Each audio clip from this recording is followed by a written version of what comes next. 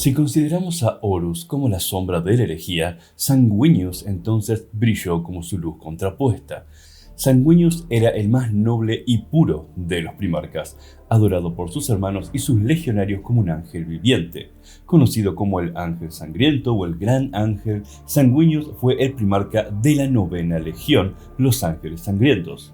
Su vida estuvo marcada por la valentía, el sacrificio y la tragedia heroica que salvó a la humanidad en su hora más oscura. Y al igual que sus hermanos primarcas, Sanguinius fue arrebatado de Terra por el caos, siendo apenas un infante y enviado a través de la disformidad a un mundo distante. Su cápsula de escape descendió sobre Baal Secundus, una de las lunas del planeta Baal, en los desiertos irradiados de un mundo post-apocalíptico. En este lugar hostil, la cápsula fue hallada por una tribu nómada de humanos que se autodenominaban La Sangre. Eran habitantes resistentes a la radiación que intentaban sobrevivir entre las ruinas. Al abrir la cápsula, los nómadas encontraron a un infante hermoso pero marcado por la mutación. Sanguinius tenía un par de alas pequeñas vestigiales brotando de su espalda, similares a las de un ángel. Muchos miembros de la tribu se horrorizaron ante aquel y clamaron que el bebé debía ser un mutante maldito al que había que eliminar inmediatamente. Sin embargo, otros quedaron asombrados por la perfección del niño más allá de las alas y sintieron piedad. Tras un tenso debate, prevaleció la compasión y perdonaron la vida del infante alado. Este acto de misericordia cerró el destino de Baal, pues aquel niño resultó ser su salvador. La tribu lo adoptó y nombró Sanguinius, en honor a la pureza de su sangre. Desde el principio, Sanguinius demostró ser angelical en cuerpo y alma. Crecía a un ritmo asombroso, mucho más rápido que un humano normal, y sus pequeñas alas se desarrollaron hasta alcanzar una envergadura majestuosa. En pocos años, esas plumas blancas le permitieron surcar los cielos de Baal como una criatura de leyenda. Pero su apariencia no era su único don. Sanguinius era inmune a la radiación letal que plagaba la superficie. Podía caminar sin protección por zonas tóxicas donde ningún otro sobreviviría. Poseía además una fuerza sobrehumana y habilidades casi milagrosas. Relatos transmitidos por la tribu dicen que era capaz de derrumbar muros de roca con un puñetazo o calmar a las bestias salvajes con una sola mirada. A los pocos años de vida, todavía siendo un niño en edad, pero ya hombre en físico y mente, Sanguinius se convirtió en el líder de su pueblo, guiándolos con sabiduría y valentía. Bajo la guía de Sanguinius, la tribu prosperó en aquel planeta que era un páramo radiactivo. Sus alas blancas surcaban los cielos patrullando en busca de amenazas y oportunidades.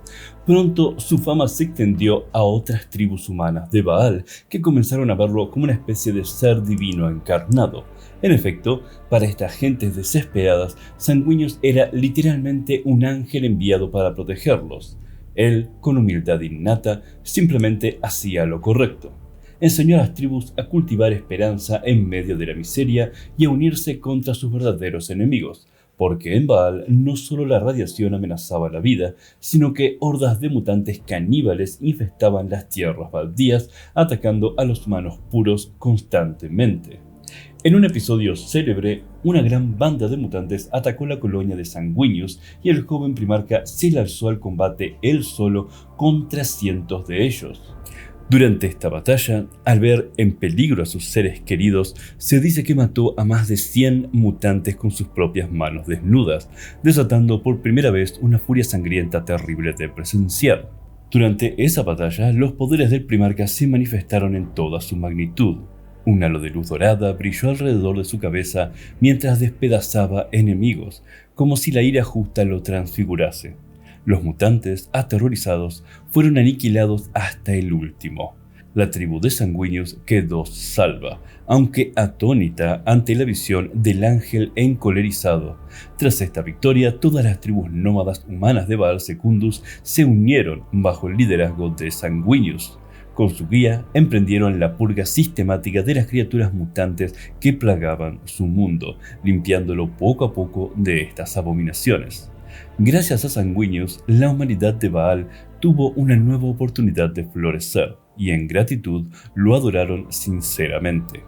Para ellos no cabía duda, Sanguinius era un dios benévolo caminando entre mortales, el salvador alado prometido en sus leyendas. Se constituyeron santuarios en su honor y lo coronaron simbólicamente como soberano de un cónclave multitudinario, celebrado en el monte Serafín. Pese a esa veneración, Sanguinius se mantuvo humilde y continuó sirviendo a su gente sin buscar privilegios. El periodo de paz y prosperidad que Sanguinius trajo a Baal Secundus fue breve pero brillante. No pasó mucho tiempo antes de que el emperador de la humanidad en persona llegara a aquel remoto mundo en el apogeo de la Gran Cruzada. Guiado por sus poderes psíquicos, el emperador había estado buscando incansablemente a sus hijos desaparecidos por la galaxia, y las noticias de un ángel protector de Baal atrajeron su atención. Cuando la majestuosa nave imperial aterrizó, Sanguinius reunió a decenas de miles de miembros de las tribus para recibir al visitante en un anfiteatro natural tallado en la roca, llamado luego el Cónclave de la Sangre. Allí, bajo el ardiente sol radioactivo, se produjo el histórico encuentro. El emperador apareció revestido de armadura dorada resplandeciente, imponente como un dios entre aquellos guerreros harapientos. Sin embargo, lejos de mostrarse arrogante, el emperador escuchó respetuosamente el discurso que Sanguinius le dio a su pueblo en ese cónclave. El primarca alado, con sus enormes alas blancas extendidas, habló con pasión de las tribus. Les agradeció su valor y unidad y les prometió un gran futuro que aguardaba más allá de las estrellas. Sus palabras infundaron esperanza y orgullo en los corazones endurecidos de los baalitas. Al terminar, el emperador avanzó entre la multitud y reveló a Sanguinius la verdad. Le dijo que él era su padre genético y que había venido para devolverle su legado y un propósito aún más grandioso. Sanguinius, que por su don de precognición ya intuía quién era aquel visitante, pues Sanguinius tenía visiones del futuro en sus sueños, no dudó, se arrodilló ante el emperador y le juró lealtad eterna en nombre suyo y de su pueblo. Solo puso una condición humilde: pidió al emperador que no juzgara con dureza a los habitantes mutantes de Baal ni escudriñara demasiado su mundo natal, sabiendo que el emperador despreciaba la mutación y había ordenado purgas en otros lugares. El emperador, en un acto de amor paternal, aceptó y perdonó a los mutantes redimidos de Baal en honor a Sanguinius. Acto seguido, lo levantó en un abrazo y proclamó ante todos que había encontrado a su ángel. Las tribus estallaron en aclamaciones y lágrimas de alegría. Su dios viviente había sido reclamado por el dios emperador de Terra. Sanguinius partió con el emperador para unirse formalmente al Imperium. El emperador le otorgó el mando de la 9ª Legión de Space Marine, que hasta entonces era conocida como Ángeles Arrechinos. Era la legión del Revenant debido a su oscura reputación. Desde hacía décadas esa legión había luchado en la cruzada sin primarca, acumulando fama de salvajes y tétricos por sus métodos brutales. Pero con la llegada de Sanguinius, todo cambió. El primarca angelical tomó a estos guerreros marcados por la sed de sangre y los transformó profundamente. Inculcó en ellos honor, arte y disciplina, moldeándolos a su imagen noblemente caballeresca. Renombró la legión como los Ángeles Sangrientos, en recuerdo tanto de su naturaleza marcial como la de la tierra de Baal que dejaba atrás. Sanguinius estableció códigos de conducta, promovió la búsqueda de la perfección en la batalla, pero también su espíritu alentó a los marines a ser artistas, filósofos y guerreros por igual. Bajo su tutela, la 9ª Legión pasó de ser temida por su ferocidad sin freno a ser admirada como la más noble de las legiones astartes, guerreros con una furia controlada y con un aire casi sagrado. Los Ángeles Sangrientos combatían con una belleza feroz y eficiente, tan refinados como letales, decían sus aliados. Y aunque la oscura sed de sangre seguía latente en ellos, Sanguinius halló la manera de canalizar ese efecto en algo virtuoso. Les enseñó disciplina mental y técnicas de meditación, organizó ceremonias de sangre rituales para aliviar su ansia e incluso instituyó compañías de élite como la Guardia Sanguinaria que actuaban como sus guardianes personales y eran un ejemplo de honor para el resto. Por todo esto, Sanguinius se ganó la devoción absoluta de sus hijos. Cada ángel sangriento lo amaba como a un padre y estaba dispuesto a morir por él sin duda. Durante las campañas restantes de la Gran Cruzada, Sanguinius demostró ser uno de los generales más brillantes del Imperium. Participó en innumerables conquistas al frente de sus ángeles sangrientos, a menudo junto a Horus Lupercal, por quien sentía profunda amistad. Sanguinius era magnánimo y valiente, y su sola presencia elevaba la moral de los aliados y subyugaba la voluntad de los enemigos. Muchos mundos rebeldes se rindieron al verlo descender del cielo con sus alas resplandecientes, creyendo que un ser divino los castigaba si osaban luchar. Los hermanos primarcas de Sanguinius lo tenían en alta estima. Yagatai Khan, Dorn e incluso el irascible Russ respetaban al ángel, y para Horus, Sanguinius era como un hermano menor idealizado. De hecho, hay historias que, en confidencia, Horus expresó que Sanguinius hubiese sido un mejor señor de la guerra que él mismo, de no ser porque el emperador necesitaba a Horus en ese rol. Tal era la modestia que Sanguinius inspiraba que incluso Horus dijo esto. A su vez, algunos en el Imperium murmuraban que Sanguinius, con su carácter virtuoso, su inteligencia estratégica y popularidad, era el candidato más digno para suceder al emperador algún día. Estas especulaciones, aunque nunca afirmadas abiertamente, sembraban en potencia el resentimiento de ciertos oídos, principalmente los de Horus, a quien tales comentarios no le hacían gracia. No obstante, hasta casi el final de la cruzada, la camaradería entre Horus y Sanguinius permaneció fuerte. Lucharon juntos en el enorme triunfo de Ulanor contra los orcos, y tras Ulanor, cuando Horus fue nombrado señor de la guerra, Sanguinius fue el primero en inclinar la rodilla ante él, proclamando su apoyo leal y sugiriendo incluso que Horus aceptara honrar a su legión con el nuevo nombre de Hijos de Horus. Esta muestra de humildad y afecto calmó a Horus en aquel entonces y fortaleció su vínculo, un vínculo que pronto sería puesto a prueba de manera inimaginable. Llegó el momento en el que la traición de Horus estalló, dividiendo a la galaxia en dos. Cuando Horus cayó bajo la influencia del caos y comenzó su herejía, Sanguinius permaneció inquebrantablemente leal al emperador. Sin embargo, Horus era consciente de que Sanguinius representaba una de las mayores amenazas a sus planes. No solo era un comandante excelso y sus ángeles sangrientos una fuerza formidable, sino que su carisma podría mantener unidas a las fuerzas leales en la adversidad. Además, Horus quizás temía enfrentarse directamente al querido ángel, sabiendo que en el fondo habría detestado matarlo. Por ello, al tramar su rebelión, Horus ideó estrategias específicas para neutralizar a Sanguinius. La más efectiva fue alejarlo lo máximo posible de Terra cuando iniciara la guerra. Poco antes de declararse abiertamente, Horus envió órdenes a la Novena Legión para que se embarcaran en una misión urgente en el lejano Cumulus Cygnus.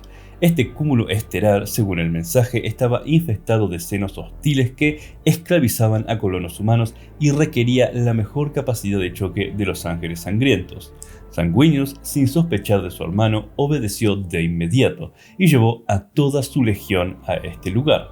Era, por desgracia, una trampa mortal. Cuando los ángeles sangrientos llegaron, descubrieron que no había invasores sinos comunes, sino un reino de pesadilla inundado por las energías del caos. Cygnus había sido convertido en un infierno demoníaco gobernado por Chris el Perverso, un gran demonio de Slaanesh, con legiones de cultistas humanos y criaturas de la disformidad esperando por ellos. Horus había enviado deliberadamente a sus hermanos a una emboscada infernal, esperando que perecieran allí o al menos resultaran gravemente diezmados lejos de Terra. La campaña de Cygnus Prime fue quizás la más dura que jamás libraron los ángeles sangrientos.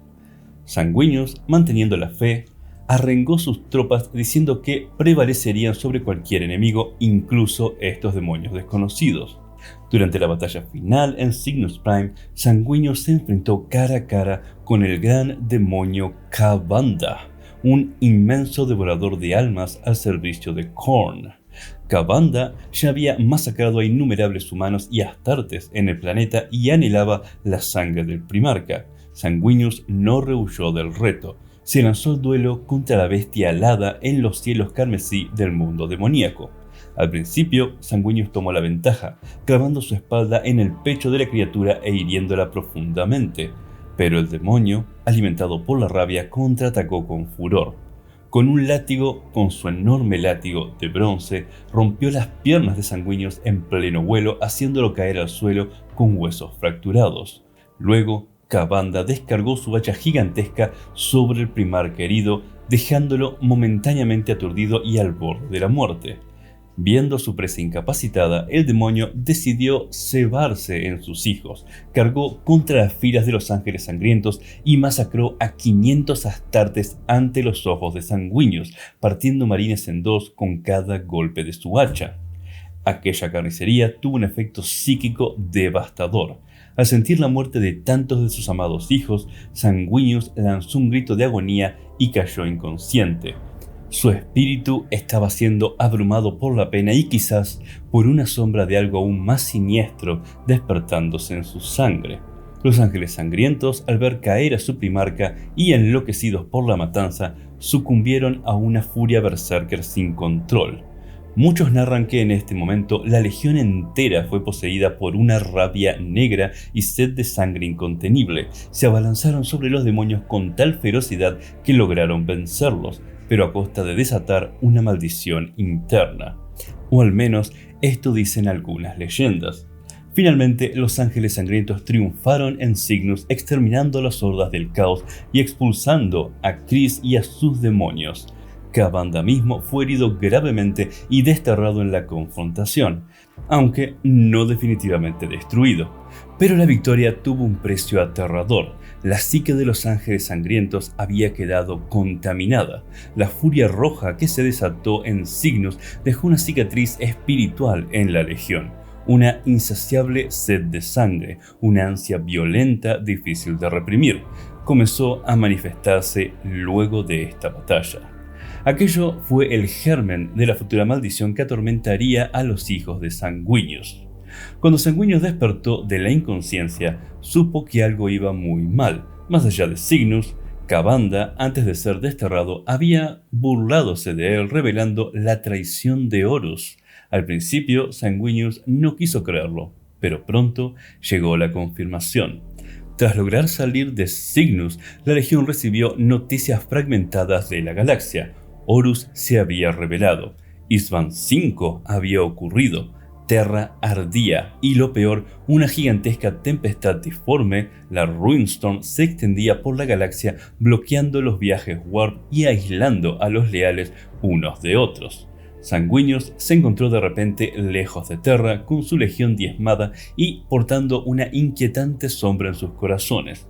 Aún así, jamás perdió la esperanza ni la determinación. Con una mezcla de dolor y rabia contenida por la traición de Horus, Sanguinius tomó el mando de la situación. Decidió que debía llegar a Terra, fuera como fuera, para ayudar a su padre. Durante este periodo complicado se reencontró con otros dos primarcas leales que también estaban aislados, Lionel Johnson de los Ángeles Oscuros y Robutei Guilliman de los Ultramarines. Juntos establecieron un refugio en el reino de Ultramar e incluso formaron un gobierno provisional llamado Imperium Secundus, pensando que Terra podría haber caído. En ese plan, Guilliman había propuesto que Sanguinius fuera nombrado emperador de ese segundo Imperium. Tal era la fe que Robutei Guilliman tenía en la sabiduría y el carácter de Sanguinius. Sanguinius aceptó el papel a regañadientes, pero por pura responsabilidad, y por un tiempo reinó en Macraish, mundo capital de los Ultramarines, tratando de mantener viva la luz de la humanidad. Sin embargo, su corazón le decía que el verdadero emperador seguía vivo y debía acudir a Terra. Finalmente, Sanguinius tuvo una visión psíquica clarísima de su padre agonizante, pero todavía resistiendo en Terra, lo que lo convenció de desmantelar el Imperium Secundus y partir inmediatamente en ayuda de la capital del Imperium. Junto con Lion y Guilliman lograron mediante artefactos y sacrificios disipar parte de la Ruinstorm y encaminar sus flotas al Segmentum Solar. Sanguinius y sus ángeles sangrientos llegaron a Terra en las etapas finales del asedio, acompañado de las flotas de Ultramarines y Ángeles Oscuros y restos de otras fuerzas leales, aunque la mayor parte de estas fuerzas no logró arribar a tiempo al combate final. Sanguinius sí entró en Terra antes de que se cerrase el cerco, uniéndose a la defensa junto a los puños imperiales y cicatrices blancas en las murallas. La sola llegada del ángel elevó la moral de los exhaustos defensores. En los combates subsecuentes, Sanguinius se destacó de nuevo, derribó al titán demoníaco que rompió la puerta de eternidad y personalmente acabó con Ka'Vanda en su revancha definitiva. En lo alto de las escalinatas del palacio, Sanguinius enfrentó por segunda vez al gran demonio de Khorne que le había roto las piernas en Cygnus. Esta vez, libre de duda y con justa ira, Sanguinius derrotó a Ka'Vanda de manera espectacular, partiéndole la columna y arrojándolo de vuelta al Immaterium. Con la caída del baluarte demoníaco, los asaltos finales de Horus quedaron contenidos momentáneamente. Todos estos actos heroicos, sin embargo, llevaban a un destino inevitable. Sanguinius sabía por sus visiones que su propósito final se acercaba. Cuando el emperador decidió teleportarse al espíritu vengativo, la nave de Horus, Sanguinius insistió en acompañarle junto a un pequeño escuadrón de honor. En el caos del teletransporte, Sanguinius se adelantó y fue quien encontró a Horus primero. Sanguinius enfrentó al que había sido su mejor amigo, ahora irreconocible como un avatar del caos. A pesar de estar cansado y herido por el asedio, Sanguinius no vaciló en plantarle cara. Algunas historias insinúan que Sanguinius intentó apelar a la humanidad de Horus hasta el final, implorándole que volviera de la oscuridad. Otras dicen que sabía que iba a morir y esa era la visión que había aceptado, de modo que se lanzó en un último intento suicida por frenar a Horus. Sea cual fuera la verdad, Horus y Sanguinius lucharon en el puente de mando del espíritu vengativo mientras el emperador y Rogal Dorn aún buscaban llegar. Horus estaba en la cúspide de su poder oscuro. Sanguinius, agotado y sin el deseo de matar a su hermano, fue superado. Horus estranguló y apuñaló a Sanguinius con su garra, atravesando el corazón del primarca alado. El ángel había caído, cumpliendo la más dolorosa de las profecías. Su sangre se derramó sobre las planchas de metal y sus alas se tiñeron de rojo. Horus arrojó el cuerpo de Sanguinius a un lado con desprecio, sin notar, quizás, que su armadura negra tenía ahora una grieta. La muerte de Sanguinius fue sentida psíquicamente por todos sus hijos a distancia, un grito de agonía que recurrió a los ángeles sangrientos en Terra, quienes en ese momento entraron en un frenesí de locura asesina llamado luego la rabia negra, reviviendo inconscientemente la escena de muerte de su primarca. Esta misma rabia negra aún hoy aflige a la descendencia de Sanguinius, transmitida por su semilla genética como una maldición eterna. Pero, gracias a ese sacrificio supremo, el emperador pudo derrotar a Horus a través de la grieta que Sanguinius había creado. El héroe sin tacha cuya caída hizo posible la victoria final sobre el caos. Tras la herejía de Horus, el cuerpo de Sanguinius fue recuperado del espíritu vengativo. Rogal Dorn lo encontró donde yacía junto al emperador herido. Dicen los testigos que incluso el estoico Rogal Dorn lloró al ver al ángel muerto. Los ángeles sangrientos, supervivientes, reclamaron los restos de su padre genético con profundo dolor y reverencia. El cadáver de Sanguinius fue llevado de vuelta a Baal, su mundo natal, donde construyeron un sepulcro monumental. Se le colocó en un sarcófago de oro suspendido en un carpo de estasis para que no se corrompiera con el tiempo. Allí descansa hasta el día de hoy en la cámara más sagrada de la fortaleza monasterio de los Ángeles Sangrientos, conocida como la tumba de Sanguinius o corazón de Baal. Ningún no iniciado puede entrar, solo la élite de la capilla y la guardia sanguinaria puede ingresar a la tumba, y en esta arden antorchas perpetuas y se recitan vigilias cada día honrando el sacrificio del gran ángel. El impacto de la muerte de Sanguinius sobre su legión fue profundo. Como se mencionó, su sangre llevaba una maldición latente que estalló con su muerte. El trauma psíquico de ver a su padre asesinado a manos de Horus dejó una huella indeleble en todos los ángeles sangrientos. Desde entonces, cada marín de esa estirpe vive sabiendo que en cualquier momento puede sucumbir a la rabia negra, un estado de frenesí insano en el que revive la batalla y muerte de Sanguinius creyéndose él mismo luchando contra Horus. Los afectados por la rabia negra ya no distinguen la realidad de visión y suelen morir en combate contra enemigos imaginarios a menos que sus hermanos les den una muerte piadosa. Adicionalmente, la antigua sed de sangre que se asomó en Cygnus sigue corriendo por las venas, una sed vampírica de la que les cuesta recobrarse tras la batalla. Esta maldición de sangre es el mayor secreto y vergüenza de los ángeles sangrientos. La ocultan al resto del Imperium por miedo a ser declarados impuros. Durante milenios han combatido con fiereza tanto a los enemigos externos como a su propia oscuridad interna. A pesar de ello, los ángeles sangrientos se han mantenido como uno de los capítulos más heroicos y leales al Imperium. En cada batalla llevan la memoria de Sanguinius en sus corazones como inspiración. Su símbolo, la gota de sangre alada, representa tanto la pureza sacrificada de su primarca como la carga genética de su destino. Rituales como beber del cáliz rojo, que contiene la esencia de la sangre de Sanguinius, y la creación de la Compañía de la Muerte, formaciones de marines que caen en la rabia negra, forman parte de cómo se maneja este legado maldito, pero sobre todo mantienen vivo el ejemplo luminoso de su primarca, buscan la perfección en el arte y la guerra, protegen a la humanidad con nobleza caballeresca y rechazan el caos con odio implacable, recordando siempre la última palabra y sonrisa de su ángel. En la actualidad, milenio 42, Sanguinius es venerado casi como un santo por todo el Imperium. Ningún traidor se atreve a mancillar su nombre. Figuras imperiales como Dante, el señor de capítulo de los ángeles sangrientos, sueñan con estar a su altura.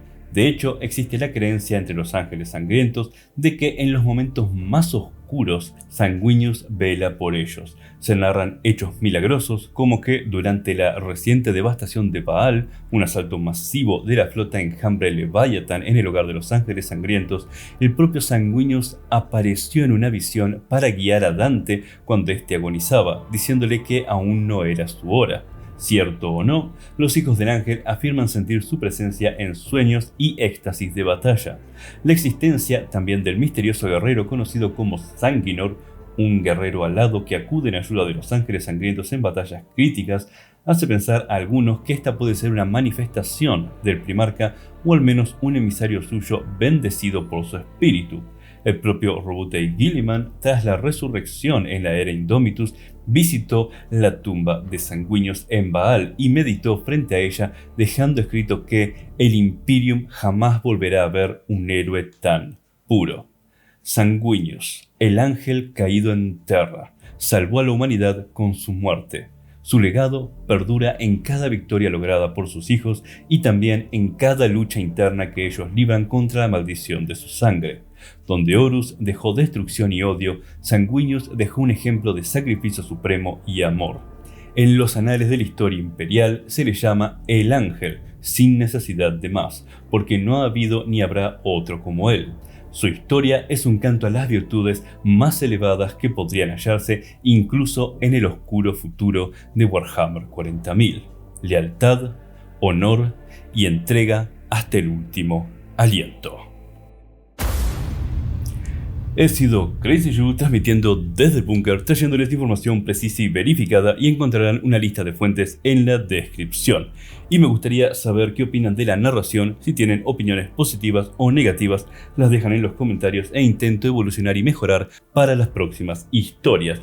Y hablando de historias, voy a dejarlos con otros 2 primarcas y sus historias. De momento, mis queridos hermanos, paso a retirarme.